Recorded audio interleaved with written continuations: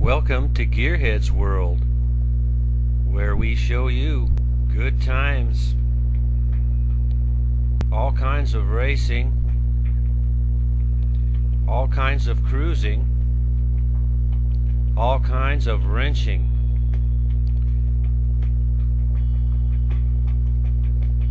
and everything else gearhead.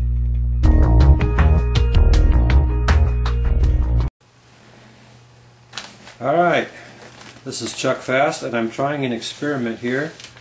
I'm going to heat this screwdriver up, and I'm working on this, I should not use cuss words, the odometer light on this 99 Sunfire. I guess this is a common problem. The little light goes out and you can't see the odometer or the trip meter. What's even worse on this one is the fuel gauge goes bad, and I guess that's a common problem. The fuels nowadays cause the cinder to corrode inside the fuel tank. So that's another situation for another video. But I'm trying to get another light in here. These lights are soldered in. Why do they do that? We've often wondered. Why would they solder in a light? If you see all these are all twist-in lights back here. And I have one now. I have an extra one. I'm going to try to make it work. I broke out the old one. And I'm trying to come up with a way to make this thing fit in there. I'm trying to heat. I don't know how this is going to work. Let me just cut down to that.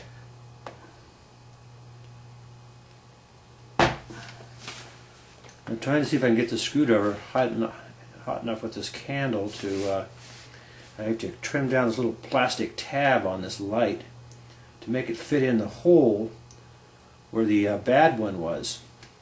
The bad one is stuffed in there, and it's soldered in place. Yeah, the one that goes bad on these things is the one that's soldered in. Go figure.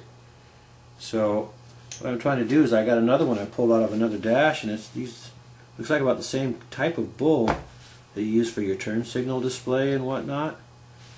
So, but the bulb and the plastic seems to be a one-piece thing. In the old days, your new bulb would simply just slide in there, but these are all like one piece. Of course, you know, make everything more difficult.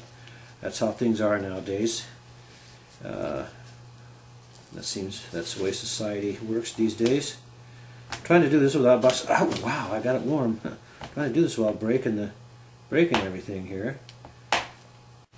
Otherwise, what everybody does is they take it in and have it fixed, and it's about $300 worth of labor in a dealer's shop, and about $300 for a new gauge cluster head for them to put in, just because of this little light. So do you want to spend that kind of money, $500–600, because of a little stupid ass little light that burns out for some reason? And who wants to drop that kind of money on a little cheap little Sunfire, or a, I don't know which other ones do it, maybe Cavaliers, Malibus, and Grand Ams, I'm not sure, but I know the Sunfires do it because we've Googled it. Anybody else that's watching this has probably done that too, and they know that they do it. Wow. This is tedious. Somebody else has probably done this and figured out some way to do this repair. If they have, it'd be nice if they would drop a comment down below and let the rest of us know. Okay, now what I've done here is I've shoved it, I did that and I shoved it firmly in, right? I shoved that in there, and it actually appears to be making contact on the two metal contacts here. So I've just got it stuffed in there. I think what I'm going to do is put all this back together temporarily, stick it back in the car, and see if this thing is going to be working. Okay. Okay, yeah. We got it pushed together here. Alright, I'm going to tighten down these two screws that I didn't take out.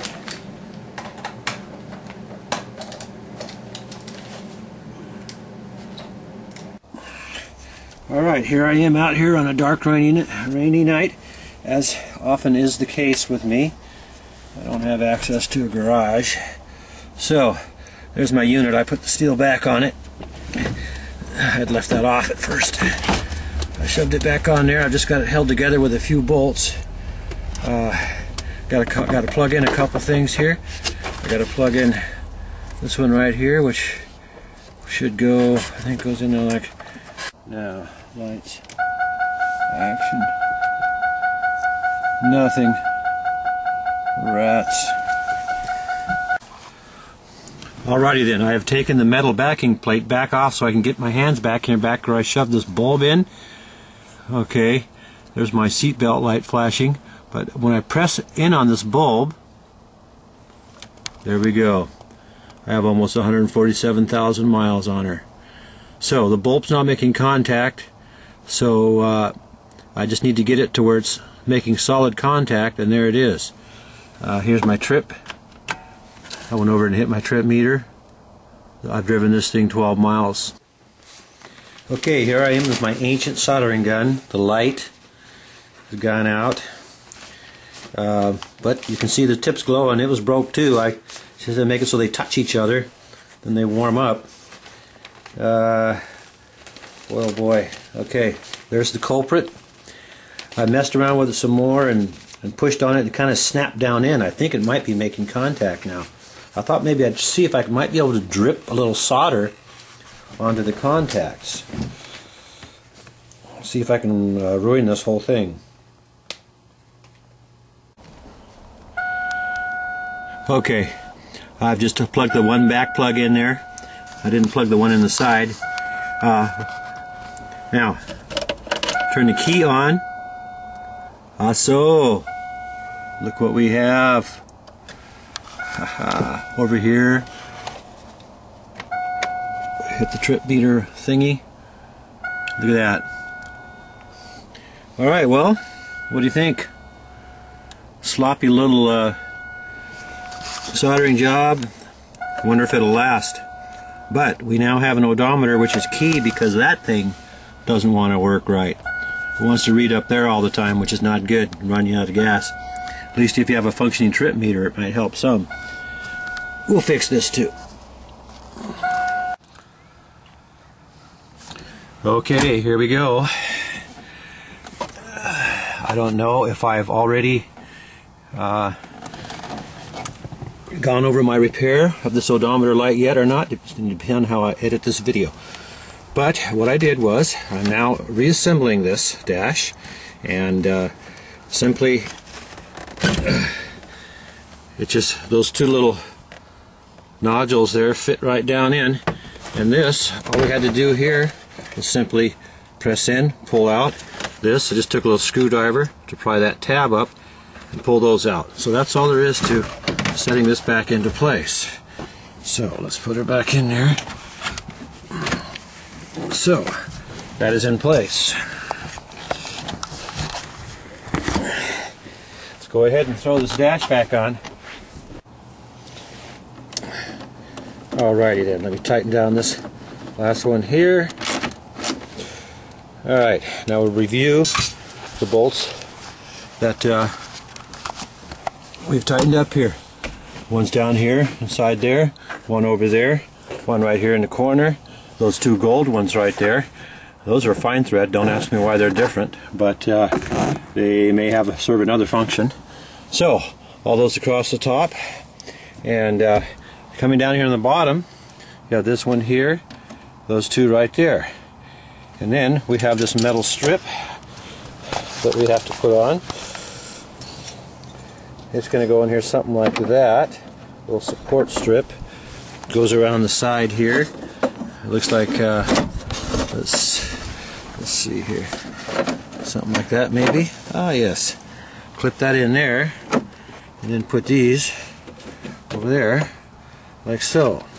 So there's a couple of, down here, these little flat screws that went in there. So we'll get them started. And we'll put all these screws in.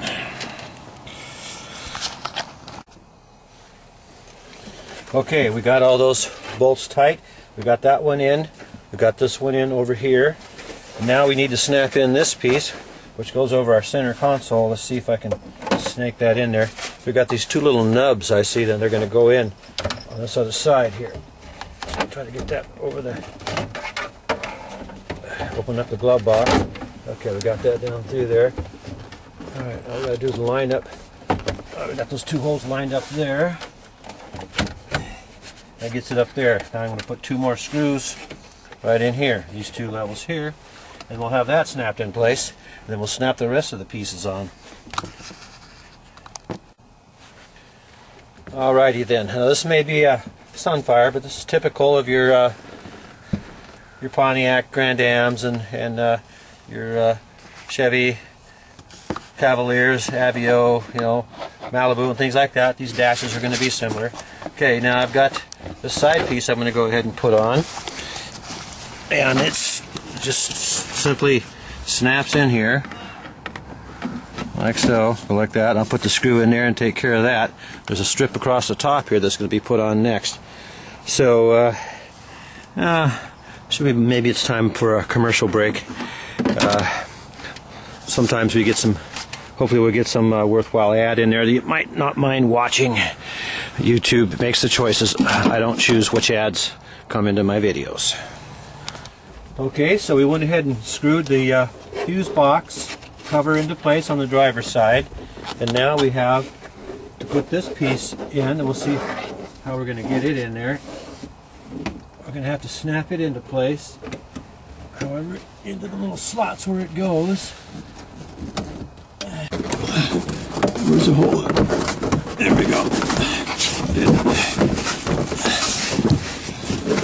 Okay, we got it snapped down in place.